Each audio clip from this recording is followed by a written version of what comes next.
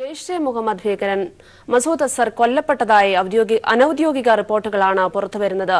കരളിലെ അർബുദബാധയെ തുടർന്നാണ് മരണമെന്നാണ് സൂചന. വിശദാംശങ്ങൾ നൽകാൻ ശരത് ചേരുകയാണ്. ശരത്, ഇന്ത്യ പാകിസ്ഥാൻ ബന്ധം കൂടുതൽ വഷളാക്കിയ ഒരു സാഹചര്യം, പുൽവാമ ഭീകരാക്രമണത്തിന് പിന്നിലെ സൂത്രധാരൻ കൊല്ലപ്പെട്ടുവെന്ന സൂചനകൾ പുറത്തുവരുമ്പോൾ വിശദാംശങ്ങൾ. ക്രിസ്റ്റി, ഇന്ന് ഉച്ച മുതലാണ് ജെയ്ഷെ മുഹമ്മദ് സ്ഥാപകൻ മൗലാന മസൂദ് അസർ കൊല്ലപ്പെട്ടതായുള്ള റിപ്പോർട്ടുകൾ പല മാധ്യമങ്ങളിലും വരാൻ വേണ്ടി ആരംഭിച്ചത്. ഇത് സംബന്ധിച്ചുള്ള കൃത്യമായ വിശദാംശങ്ങൾ പാകിസ്ഥാനിൽ നിന്നും ഇതേവരെ വന്നിട്ടില്ല. ഇപ്പോൾ മൗലാന മസൂദ് അസർ അസുഖബാധിതനായതിനെ തുടർന്ന് മരിച്ചു എന്നുള്ള വാർത്തകളാണ് പുറത്തു വരുന്നത്. ലിവർ ക്യാൻസർ ആണ് മരണത്തിന് കാരണമെന്നും വൃക്കരോഗമാണ് മരണത്തിന് കാരണമെന്നുമുള്ള രണ്ട് രീതിയിലുള്ള റിപ്പോർട്ടുകളൊക്കെ തന്നെയാണ് പുറത്തു വരുന്നത്.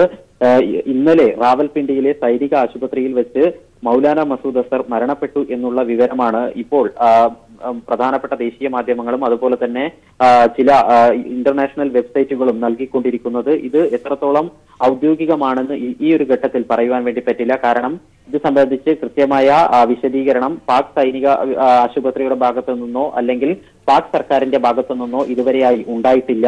ഇന്നലെ 2 ദിവസം മുൻപ് പാക് വിദേശകാര്യമന്ത്രി ഷാ മെഹമൂദ് ഖുറേഷി മസൂദ് അസറിന് ഗുരുതരമായ ആരോഗ്യ പ്രശ്നങ്ങൾ ഉണ്ട് എന്നുള്ളത് വ്യക്തമാക്കിയിരുന്നു. ആ ഒരു സാഹചര്യത്തിൽ പാക് സർക്കാരിന്റെ അറിവോടെ ഉള്ള ചികിത്സയിലാണ് മൗലാന മസൂദ് അസർ ഉള്ളത് എന്ന് വ്യക്തമാണ്. ആ ഒരു സാഹചര്യത്തിൽ ഈ ഒരു അഭ്യൂഹം പരക്കുകയും ചെയ്യുന്നതിനാൽ തന്നെ ഇത് സംബന്ധിച്ചുള്ള വിശദീകരണം നൽകാൻ വേണ്ടി പാക് സർക്കാർ നിർബന്ധിതരായേക്കും. ആ രീതിയിലുള്ള വാർത്തകളാണ് പുറത്തു വരുന്നത്. നിലവിലെ സാഹചര്യത്തിൽ മൗലാന മസൂദ് അസറിന് കാര്യമായ ആരോഗ്യ പ്രശ്നങ്ങൾ ഉണ്ട് എന്നുള്ളത് വ്യക്തമാണ്. ഏതായാലും ഇത് സംബന്ധിച്ചുള്ള ഔദ്യോഗിക വിശദീകരണം ഉണ്ടാകുമെന്ന് തന്നെയാണ് പ്രതീക്ഷിക്കുന്നത്. ഇന്ന് തന്നെ ഉണ്ടാകുമെന്നാണ് പ്രതീക്ഷിക്കുന്നത്. തീവ്രവാദ പ്രവർത്തനങ്ങൾക്ക് ഇന്ത്യയെ തകർക്കുക എന്ന ലക്ഷ്യം വെച്ചുകൊണ്ടുള്ള നിരവധി തീവ്രവാദ ആക്രമണങ്ങൾക്ക് നേതൃത്വം നൽകിയ ആളാണ് ഈ മൗലാന മസൂദ് അസർ. തീവ്രവാദ പ്രവർത്തനങ്ങൾക്ക് നേതൃത്വം നൽകിയതിന്റെ പേരിൽ മസൂദ് അസറിനെ 1994 ഇന്ത്യ ജമ്മു കശ്മീരിലെ അനന്ത്നാഗിൽ വെച്ച് പിടികൂടിയിട്ടുണ്ടായിരുന്നു.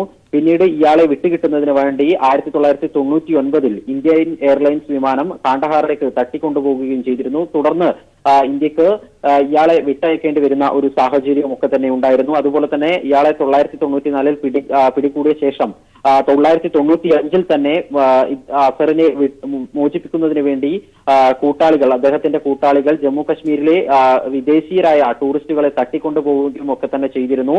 എന്നാൽ ആ ഉദ്യമം വിജയിക്കാത്തതിനെ തുടർന്നായിരുന്നു 1999 കാണ്ഡഹാറിലേക്ക് വിമാന റാഞ്ചൽ നടത്തിയിട്ടുണ്ടായിരുന്നത്. പിന്നീട് ഈ രീതിയിലുള്ള വിട്ടയച്ചതിന് ശേഷം ഇതേ രീതിയിൽ ഇന്ത്യയെ തകർക്കാനുള്ള നീക്കങ്ങൾ പല തീവ്രവാദ ആക്രമണങ്ങളിലൂടെയും മൗലാന മസൂദ് അസർ തുടരുന്ന സാഹചര്യമാണ് ഉണ്ടായത്. കശ്മീരിനെ ഇന്ത്യയിൽ നിന്ന് വേർപെടുത്തണമെന്നുള്ള ആഹ്വാനത്തോടു കൂടിയാണ് അദ്ദേഹം ജെയ്ഷെ മുഹമ്മദ് സ്ഥാപിച്ചിട്ടുണ്ടായിരുന്നത്. 2001 പാർലമെന്റ് ആക്രമണത്തിന് പിന്നിൽ കൃത്യമായും ജെയ്ഷെ മുഹമ്മദ് സ്ഥാപകനായ മൗലാന മസൂദ് അസറിന് പങ്കുണ്ടെന്ന് മുൻപ് തന്നെ വ്യക്തമായിട്ടുണ്ടായിരുന്നു. അതിനുശേഷം പഠാൻകോട്ട് ആക്രമണത്തിലും മൗലാന മസൂദ് അസർ പ്രവർത്തിച്ചിരുന്നു എന്ന് വ്യക്തമായിരുന്നു. ഈ രീതിയിൽ കശ്മീരിലെ വിഘടനവാദികൾക്ക് എല്ലാ പ്രോത്സാഹനവും നൽകിക്കൊണ്ട് തീവ്രവാദ പ്രവർത്തനങ്ങൾ കശ്മീരിൽ വലിയ രീതിയിൽ അഴിച്ചുവിടാൻ വേണ്ടി ശ്രമം നടത്തിയ ആളാണ് മൗലാന മസൂദ് അസർ. ഇയാളെ ആഗോള ഭീകരനാക്കി പ്രഖ്യാപിക്കണമെന്നാവശ്യപ്പെട്ടുകൊണ്ട് ഐക്യരാഷ്ട്രസഭയിൽ പല ഘട്ടങ്ങളിലും ഇന്ത്യ സമ്മർദ്ദം ചെലുത്തിയിരുന്നു. ഇതിനു മുൻപ് 3 തവണ ഈ ഒരു രീതിയിൽ അദ്ദേഹത്തെ ആഗോള ഭീകരനാക്കി പ്രഖ്യാപിക്കാൻ വേണ്ടിയുള്ള നീക്കങ്ങൾ ഇന്ത്യയുടെ ഭാഗത്തു നിന്നും ഉണ്ടായിരുന്നു. എന്നാൽ ചൈന എതിർക്കുകയായിരുന്നു. ഇതിനെ തുടർന്നാണ് മൗലാന മസൂദ് അസർ ആഗോള ഭീകരനായി ഇപ്പോഴും പ്രഖ്യാപിക്കപ്പെടാഞ്ഞത്. ഈ സാഹചര്യത്തിൽ ആയിരുന്നു പിന്നീട് വീണ്ടും പുൽവാമ ഭീകരാക്രമണവും ഒക്കെ തന്നെ ഉണ്ടായത്. 40 സൈനികരുടെ ജീവൻ നഷ്ടമായ ആ ഒരു ഭീകരാക്രമണത്തിന്റെ മുഖ്യ സൂത്രധാരൻ മൗലാന മസൂദ് അസർ ആണെന്ന് വ്യക്തമായിരുന്നു. അദ്ദേഹത്തിന്റെ ജെയ്ഷെ മുഹമ്മദ് ആണ് ഇതിന് പിന്നിലുള്ളത് എന്നതിന്റെ തെളിവുകളൊക്കെ തന്നെ ഇന്ത്യക്ക് ലഭിച്ചിരുന്നു. ഇവയൊക്കെ തന്നെ പാകിസ്ഥാനും അതുപോലെ തന്നെ അന്താരാഷ്ട്ര സമൂഹത്തിന് മുൻപിൽ നൽകിക്കൊണ്ട് വീണ്ടും ജെയ്ഷെ മുഹമ്മദിനെതിരായ വലിയ തിരിച്ചടി ഇന്ത്യ ആരംഭിച്ച ഒരു ഘട്ടത്തിലാണ് ഇപ്പോൾ ഇത്തരത്തിൽ അദ്ദേഹം കൊല്ലപ്പെട്ടതായുള്ള വാർത്തകൾ വരുന്നത്. എത്രത്തോളം ഇത് ശരത്, തീർച്ചയായും ഇത്തരത്തിലൊരു പല ഭീകരാക്രമണത്തിന് സൂത്രധാരനായ ഇയാളെ പാകിസ്ഥാൻ സൈന്യം തീർച്ചയായും സുരക്ഷിത മേഖലയിലേക്ക് മാറ്റിയിരുന്നു. അതോടൊപ്പം തന്നെ പാകിസ്ഥാന്റെ വിദേശകാര്യമന്ത്രിയും ഇക്കാര്യത്തിൽ അദ്ദേഹം രോഗബാധിതനാണ് എന്ന തരത്തിൽ കഴിഞ്ഞ ദിവസം പ്രതികരിക്കുകയും ഉണ്ടായിരുന്നു. ഈ ആഗോള തലത്തിൽ ഭീകരനായി മസൂദ് അസറിനെ പ്രഖ്യാപിക്കണമെന്ന ആവശ്യം നിരന്തരം ഇന്ത്യ ഉന്നയിക്കുന്ന സാഹചര്യത്തിൽ ഇത്തരത്തിലൊരു അനൌദ്യോഗികമായ റിപ്പോർട്ടുകൾ പുറത്തു വരുമ്പോൾ പ്രത്യേകിച്ച് പാകിസ്ഥാൻ മാധ്യമങ്ങൾ ഏതെങ്കിലും ഈ ഒരു വാർത്തയെ ഏതെങ്കിലും തരത്തിൽ റിപ്പോർട്ട് ചെയ്തിട്ടുണ്ടോ? അതുകൊണ്ട് തന്നെ ഏതെങ്കിലും തരത്തിലുള്ള ദുരൂഹത സംശയിക്കേണ്ട സാഹചര്യമുണ്ടോ? നിലവിലെ സാഹചര്യത്തിൽ പാക് മാധ്യമങ്ങളൊന്നും തന്നെ ഇത് സംബന്ധിച്ചുള്ള കൃത്യമായ വിവരങ്ങൾ പങ്കുവെക്കുന്നില്ല. പക്ഷേ ഇപ്പോൾ മനസ്സിലാകുന്നത് ഇത് സംബന്ധിച്ച് നിലവിൽ മൗലാന മസൂദ് അസറിന്റെ ആരോഗ്യ സാഹചര്യം എന്താണെന്ന് വ്യക്തമാക്കിക്കൊണ്ടുള്ള ഔദ്യോഗികമായ ഒരു രേഖ പുറത്തുവിടാനുള്ള സാധ്യത കാണുന്നുണ്ട്. ഇത് സംബന്ധിച്ച് ദേശീയ മാധ്യമങ്ങളും ചില സൂചനകളാണ് നൽകിക്കൊണ്ടിരിക്കുന്നത്. ഏതായാലും ഗുരുതരമായ ആരോഗ്യ പ്രശ്നങ്ങൾ മുൻപ് തന്നെ മൗലാന മസൂദ് അസറിന് ഉണ്ടായിരുന്നു. ഇതിന്റെ ഭാഗമായി മൗലാന മസൂദ് അസർ ചികിത്സ തേടുകയും ചെയ്തിരുന്നു. റാവൽപിണ്ടിയിലെ സൈനിക ആശുപത്രിയിൽ ഇയാൾ ചികിത്സയിലായിരുന്നു.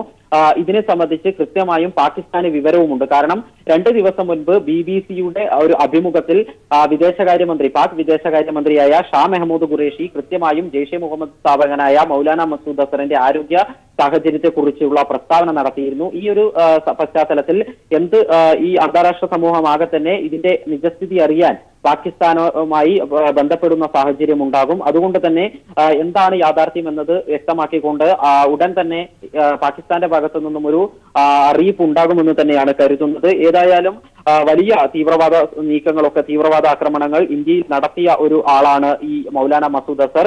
2008 മുംബൈ ഭീകരാക്രമണവും 2016 പത്താൻകോട്ട് ഭീകരാക്രമണവും അതുപോലെ തന്നെ ഏറ്റവും ഒടുവിൽ 2018 ഫെബ്രുവരി 14 പുൽവാമ ഭീകരാക്രമണവും പാർലമെന്റ് ആക്രമണവും ഉൾപ്പെടെ നിരവധി ഭീകരാക്രമണങ്ങൾക്ക് നേതൃത്വം നൽകിയ ഒരു ഭീകരനാണ് ഇപ്പോൾ മരണപ്പെട്ടു എന്നുള്ള നിലയിലേക്ക് വാർത്തകൾ വരുന്നത്. അസുഖബാധിതനായതിനെ തുടർന്നുള്ള മരണമാണ്. അതും എന്താണ് കൃത്യമായ അദ്ദേഹത്തിന്റെ അസുഖമെന്ന് ഇപ്പോഴും ഒരു സ്ഥിരീകരണമില്ല. ചില മാധ്യമങ്ങളൊക്കെ തന്നെ, ദേശീയ മാധ്യമങ്ങൾ റിപ്പോർട്ട് ചെയ്യുന്നത് വൃക്കരോഗത്തെ തുടർന്നാണ് എന്നുള്ളതാണ്. പക്ഷേ ചില മാധ്യമങ്ങൾ കരൾ രോഗത്തെ തുടർന്നാണ് എന്നുള്ള രീതിയിലും വിഭിന്നങ്ങളായ രീതിയിലുള്ള റിപ്പോർട്ടുകളൊക്കെ തന്നെ വരുന്നുണ്ട്. ആ സാഹചര്യത്തിൽ ഔദ്യോഗികമായ സ്ഥിരീകരണം ഇല്ലാത്ത ഒരു ഘട്ടത്തിൽ കൂടുതൽ ഒരു അനുമാനങ്ങളിലേക്ക് ഈ ഘട്ടത്തിൽ കടക്കുവാൻ വേണ്ടി സാധിക്കുകയില്ല. ശരത്, അതേസമയം പാകിസ്ഥാന്റെ ഭാഗത്തു നിന്ന് യാതൊരു തരത്തിലുമുള്ള ഒരു വിശദീകരണം വന്നിട്ടില്ല. ധാരാളം ഭീകരാക്രമണങ്ങളുടെ സൂത്രധാരൻ കൂടിയാണ് മസൂദ് അസർ. ഇത്തരത്തിൽ രഹസ്യാന്വേഷണ ഏജൻസികൾ മാത്രമാണോ ഈ ഒരു വാർത്ത പങ്കുവച്ചിട്ടുള്ളത്, ഇത്തരത്തിലൊരു സ്ഥിരീകരണം നൽകുന്നത്? കാരണം ഇപ്പോൾ അനൌദ്യോഗികമായ റിപ്പോർട്ടുകൾ പ്രകാരമാണെങ്കിൽ കൂടി ഇന്നലെ ഉച്ചയ്ക്ക് സൈനിക ആശുപത്രിയിൽ മരണം എന്ന റിപ്പോർട്ടുകൾ പുറത്തു വരുമ്പോൾ ഇത്രയും ഒരു ദിവസം പിന്നിടുന്ന സാഹചര്യത്തിൽ ഔദ്യോഗികമായ ഒരു റിപ്പോർട്ടും പാകിസ്ഥാൻ സർക്കാരിന്റെ ഭാഗത്തു നിന്നോ സൈന്യത്തിന്റെ ഭാഗത്തു നിന്നോ ഉണ്ടായിട്ടില്ല. അതുകൊണ്ട് ഇത് രഹസ്യാന്വേഷണ ഏജൻസികൾ മാത്രം നൽകുന്ന ഒരു വിവരമാണോ? അതിന്റെ കൂടി വിശദാംശങ്ങൾ. പല രഹസ്യാന്വേഷണ ഏജൻസികളുടെയും രീതി അവർ തന്നെയാണ് ഇത്തരത്തിലുള്ള വിവരങ്ങൾ പങ്കുവച്ചത് എന്നും റിപ്പോർട്ടുകളുണ്ട്. ഏതായാലും ഇന്നലെയാണ് മരണം സംഭവിച്ചത് എന്ന കാര്യം ബഹുഭൂരിഭാഗം റിപ്പോർട്ടുകളിലെയും പൊതുവായി കാണുവാൻ വേണ്ടി സാധിക്കുന്നുണ്ട്. എന്താണ് മരണകാരണമെന്നും എവിടെയായിരുന്നു മരണമെന്നും ഉള്ളതിനെ സംബന്ധിച്ചൊന്നും ഈ ഒരു റിപ്പോർട്ടിൽ വ്യക്തതയില്ല. റാവൽപിണ്ടിയിലെ സൈനിക ആശുപത്രിയിലാണ് ഏറ്റവും ഒടുവിൽ മൗലാന മസൂദ് അസർ ചികിത്സയിലായിരുന്നത് എന്നതിനെ കുറിച്ചുള്ള കാര്യങ്ങളും വ്യക്തമായി പറയുന്നുണ്ട്. ഏതായാലും ഈ ഇന്റലിജൻസ് റിപ്പോർട്ടുകൾ എന്നത് ഇന്ത്യൻ ഇന്റലിജൻസിന്റെ ഭാഗത്തു നിന്നുമുള്ള റിപ്പോർട്ടാണോ അല്ല പാക് ഇന്റലിജൻസ് മേധാവികൾ പാക് സർക്കാരിലേക്ക് കൈമാറിയിട്ടുള്ള വിവരങ്ങളാണോ തുടങ്ങിയിട്ടുള്ളതിനെ സംബന്ധിച്ചൊക്കെ തന്നെയും ഇപ്പോഴും ആശയക്കുഴപ്പം നിലനിൽക്കുകയാണ്. ഏതായാലും പാകിസ്ഥാനെ സംബന്ധിച്ചിടത്തോളം ഈ ഒരു വിഷയത്തിൽ കൃത്യമായ ഒരു വിശദീകരണം ഉടൻ നൽകേണ്ടുന്ന ഒരു സാഹചര്യമുണ്ട്. കാരണം പുൽവാമ ഭീകരാക്രമണം കഴിഞ്ഞ് 2 ആഴ്ച കഴിഞ്ഞതേയുള്ളൂ. ആ ഒരു സാഹചര്യത്തിൽ ഇതിന് നേതൃത്വം നൽകിയ ഒരു തീവ്രവാദി കൊല്ലപ്പെട്ടിട്ടുണ്ടെങ്കിൽ അത് എങ്ങനെയാണ് മരണപ്പെട്ടതെന്ന് ഉൾപ്പെടെയുള്ള വിശദാംശങ്ങൾ പാകിസ്ഥാന് വിശദീകരിക്കേണ്ടി വരും. നേരത്തെ തന്നെ പാക് സർക്കാർ നിരന്തരമായി ജെയ്ഷെ മുഹമ്മദുമായി ബന്ധപ്പെടുന്നുണ്ട് എന്നുള്ള വെളിപ്പെടുത്തൽ കൂടി പാക് വിദേശകാര്യമന്ത്രി നടത്തിയ ഒരു പശ്ചാത്തലത്തിൽ തീർച്ചയായും മസൂദ് അസറിന്റെ മരണം സംബന്ധിച്ച പാകിസ്ഥാന്റെ ഭാഗത്തു നിന്നൊരു ഔദ്യോഗികമായ വിശദീകരണം ഉടൻ ഉണ്ടാകുമെന്ന് തന്നെയാണ് പ്രതീക്ഷിക്കുന്നത്. അതേസമയം ബലാക്കോട്ടിൽ ഇന്ത്യ നടത്തിയ ആക്രമണം സംബന്ധിച്ച ജെയ്ഷെ മുഹമ്മദ് നേതാക്കളുടെ ശബ്ദരേഖ അടക്കം പുറത്തുവരുന്ന സാഹചര്യം, ഇപ്പോൾ കാശ്മീരിലെ ഒരു സാഹചര്യം ഏത് തരത്തിലാണ്?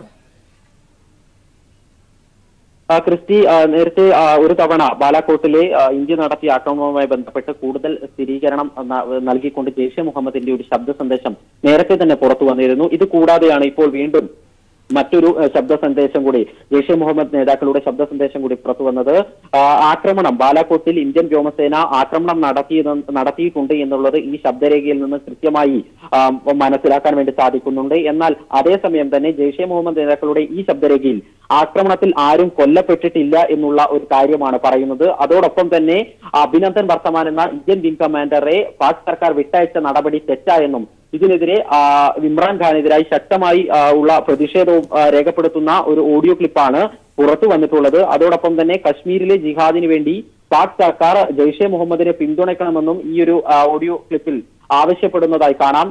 പെഷവാറിലെ ജെയ്ഷെ മുഹമ്മദ് യോഗത്തിന്റെ പ്രസംഗത്തിൽ ഏതോ നേതാക്കൾ നടത്തിയ ഒരു പ്രസംഗത്തിന്റെ ശബ്ദശകലങ്ങളാണ് പുറത്തു വന്നത് എന്നാണ് ഇപ്പോൾ മനസ്സിലാകുന്നത്. കശ്മീരിലെ നിലവിലെ സാഹചര്യം ഇന്ന് കഴിഞ്ഞ ദിവസങ്ങളിൽ നിന്നും ഒക്കെ തന്നെ വ്യത്യസ്തമായി ഏറെക്കുറെ ശാന്തമായിരുന്നു അതിർത്തി എന്ന് പറയേണ്ടി വരും. അതേസമയം തന്നെ കുപ്വാരയിലെ ഹന്ദ്വാര മേഖലയിൽ കുപ്വാര ജില്ലയിലെ ഹന്ദ്വാരയിൽ സൈന്യവും അതുപോലെ തന്നെ ഭീകരരും തമ്മിൽ മൂന്നാം ദിവസവും ഏറ്റുമുട്ടി.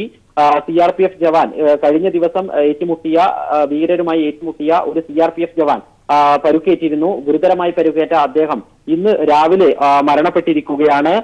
ഇതോടുകൂടി മേഖലയിൽ 5 സുരക്ഷാ ഉദ്യോഗസ്ഥരാണ് കൊല്ലപ്പെട്ടിട്ടുള്ളത്.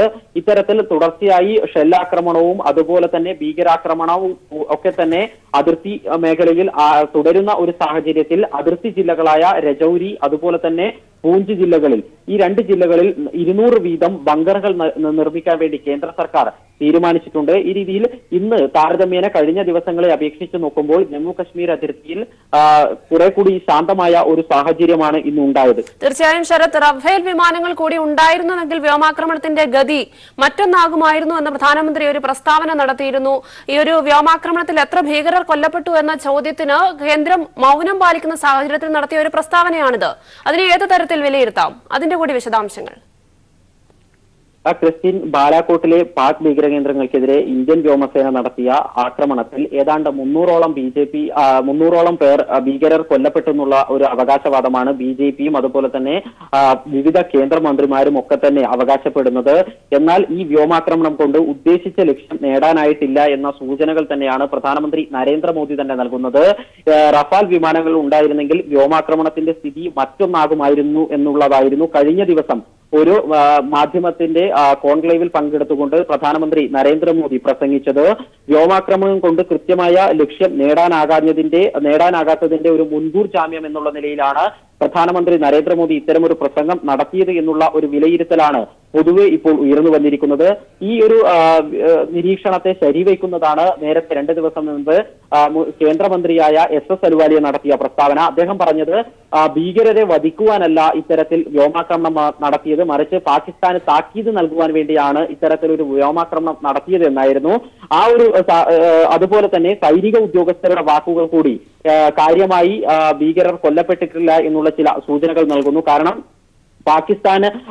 പാകിസ്ഥാനിലെ ബാലാകോട്ടിൽ ഇന്ത്യൻ വ്യോമസേന നടത്തിയ ആക്രമണത്തിൽ എന്താണോ വ്യോമസേന ലക്ഷ്യം വെച്ചത് അത് നേടാനായി എന്നുള്ളതാണ് കഴിഞ്ഞ ദിവസം വാർത്താ സമ്മേളനത്തിൽ കര വ്യോമ നാവിക സേന ഉദ്യോഗസ്ഥർ പറഞ്ഞത്. എത്ര ഭീകരർ കൊല്ലപ്പെട്ടു എന്നതിനെ സംബന്ധിച്ച് അപ്പോഴും കൃത്യമായ ഒരു ഉത്തരം നൽകാൻ തയ്യാറായിട്ടില്ല. ജെയ്ഷെ മുഹമ്മദ് തലവൻ മൗലാന മസൂദ് അസർ മരണപ്പെട്ടതായുള്ള അനൌദ്യോഗിക റിപ്പോർട്ടുകളാണ് പുറത്തുവരുന്നത്. ഇന്നലെ ഉച്ചയോടെ പാക് സൈനിക ആശുപത്രിയിൽ കരൾ രോഗത്തെ തുടർന്ന് അർബുദത്തെ തുടർന്ന് മരണപ്പെട്ടു എന്നുള്ള സൂചനകളാണ് ലഭിക്കുന്നത്. ഇതുവരെയും പാക് സർക്കാരോ സൈന്യമോ ഇക്കാര്യത്തിൽ ഒരു വിശദീകരണം നൽകിയിട്ടുമില്ല. വിശദാംശങ്ങൾ നൽകിയത് ശരത്താണ്. കേരള കോൺഗ്രസ് സീറ്റ് വിഭജന ചർച്ച വീണ്ടും പരാജയപ്പെട്ടു. 2ാം സീറ്റ് വേണമെന്ന ആവശ്യത്തിൽ കേരള കോൺഗ്രസ് ഉറച്ചുനിന്നു. എന്നാൽ ആവശ്യം അംഗീകരിക്കാനാവില്ലെന്ന് രമേശ് ചെന്നിത്തല അറിയിച്ചതോടെ ചർച്ച വഴിമുട്ടുകയായിരുന്നു. ചൊവ്വാഴ്ച ഒരു വട്ടം കൂടി ചർച്ച നടത്തുമെന്ന രമേശ് ചെന്നിത്തലയും നിലപാടിൽ പിന്നോട്ടില്ല എന്ന KM മാണിയും ചർച്ചകൾക്ക് ശേഷം മാധ്യമങ്ങളോട് പറഞ്ഞു.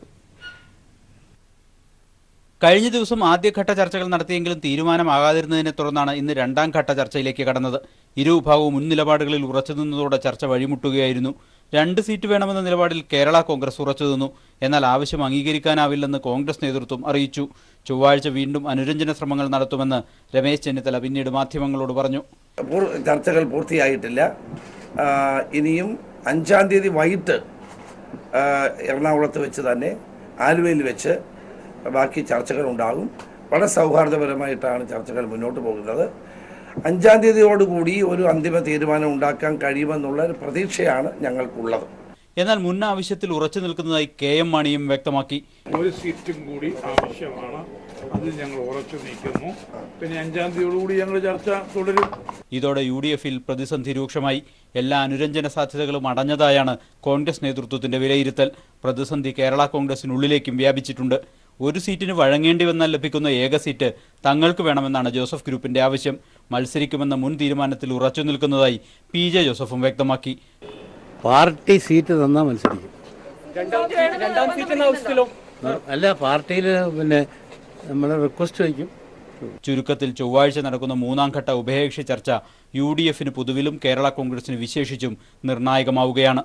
സാലി മുഹമ്മദ്, കൊച്ചി. കൊല്ലം ചിതറയിൽ മഹാദേവർ കുന്നിൽ CPIM പ്രവർത്തകൻ AM ബഷീറിനെ കോൺഗ്രസ് പ്രവർത്തകൻ കുത്തിക്കൊന്ന സംഭവത്തിൽ പ്രതിഷേധമുയരുന്നു. കഴിഞ്ഞ 30 ദിവസത്തിനുള്ളിൽ 2 CPIM പ്രവർത്തകരെയാണ് കോൺഗ്രസ് കൊലപ്പെടുത്തിയതെന്ന് CPIM കൊല്ലം ജില്ലാ സെക്രട്ടറി S. സുധേവൻ ആരോപിച്ചു. ഒരു നാടിനെയാകെ നൊമ്പരത്തിലാഴ്ത്തിയാണ് CPIM പ്രവർത്തകൻ AM ബഷീർ വിട പറഞ്ഞത്. അവിവാഹിതനായ ബഷീർ കറതീർത്ത കമ്മ്യൂണിസ്റ്റ് പ്രവർത്തകനായിരുന്നു. CPIM കൊല്ലം ജില്ലാ സെക്രട്ടറി സുധേവൻ ഉൾപ്പെടെയുള്ള നേതാക്കൾ ബഷീറിന്റെ ബന്ധുക്കളെ കണ്ട് ആശ്വസിപ്പിച്ചു. കഴിഞ്ഞ 30 ദിവസത്തിനുള്ളിൽ 2 CPIM പ്രവർത്തകരാണ് കോൺഗ്രസ് ക്രിമിനലുകൾ കൊലപ്പെടുത്തിയതെന്ന് S. സുധേവൻ പറഞ്ഞു. നാട്ടിലുണ്ടാകുന്ന ചെറിയ സംഭവങ്ങളെ വലിയ വ്യാഖ്യാനങ്ങൾ നൽകി CPM-നെയും LDF-നെയും ദുർബലപ്പെടുത്തിക്കൊണ്ടിരിക്കുന്ന ഇന്നത്തെ ഘട്ടത്തിൽ 2 മാസക്കാലത്തിനിടയിൽ CPM-ന്റെ 2 പ്രവർത്തകരെ അതിദാരുണമായി കൊലപ്പെടുത്തിയിട്ടുണ്ട്. കൊലക്കത്തി താഴെ വെച്ച് കോൺഗ്രസ് ജനങ്ങളോട് മാപ്പ് പറയണമെന്ന് ആവശ്യപ്പെട്ട CPIM പാർട്ടി പ്രവർത്തകരോട് സംയമനം പാലിക്കണമെന്ന് അഭ്യർത്ഥിച്ചു. കൊലപാതകയെ തള്ളിപ്പറയുന്നതിന് പകരം സ്വന്തം തടിയൂരാനാണ് കോൺഗ്രസ് ശ്രമിക്കുന്നതെന്നും CPM കുറ്റപ്പെടുത്തി. ന്യൂസ് ബ്യൂറോ, കൊല്ലം.